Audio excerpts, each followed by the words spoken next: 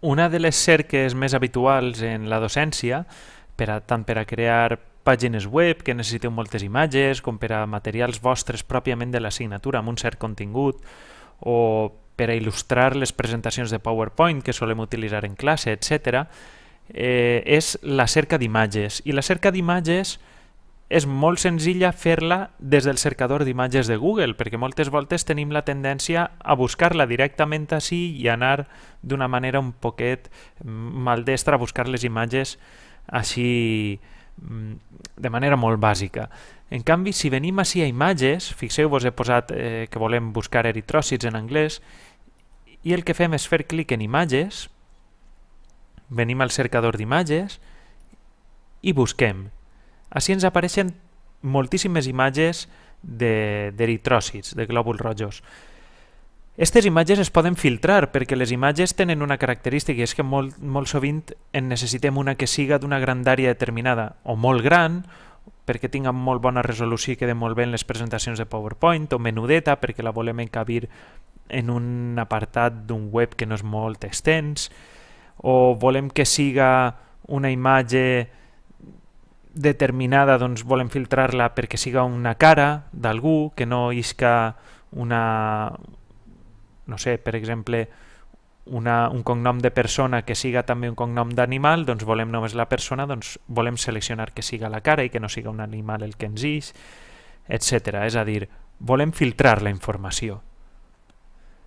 Per a fer aquest filtre, fixeu-vos que ens apareixen 900.000 imatges d'eritròcits.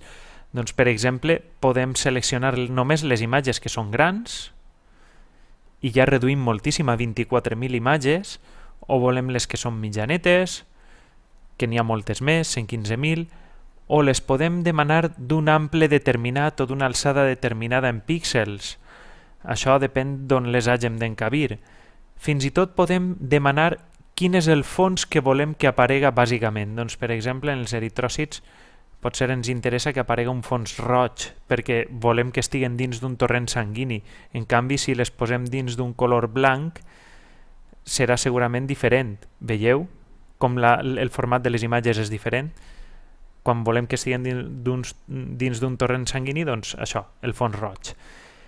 Després podeu fer la cerca en cara o foto. Evidentment en els eritròcits no cal. I després podem seleccionar doncs, que siguen clip arts, que són dibuixos més o menys, o que siguen fotos en teoria reals o fetes a través d'alguna tècnica de microscòpia. Però clar,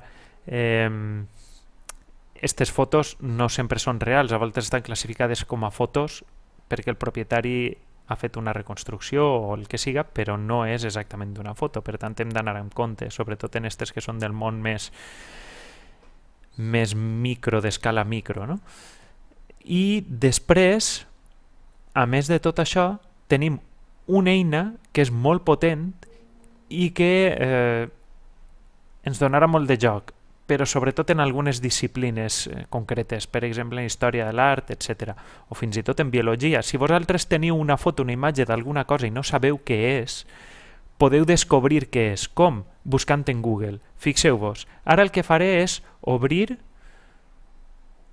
una foto, en este cas, he preparat una foto, per a fer la cerca inversa, és a dir, no buscaré un concepte i em donarà una foto al Google, sinó que serà al revés. Li donaré una foto i ell em dirà quin concepte és. Ara veureu, és molt senzill. Arrossegue, la deixe caure, i esta foto que he buscat, que és això, veieu? Em dona la imatge 1024x768, és el que jo tenia, esta. Doncs me la busca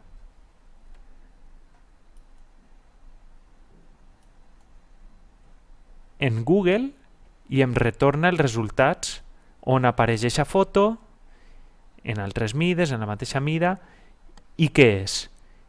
I a més em dona algunes fotos que poden ser semblants. Evidentment, aquestes són visualment semblants, però no tenen res a veure amb aquesta foto de la cèl·lula.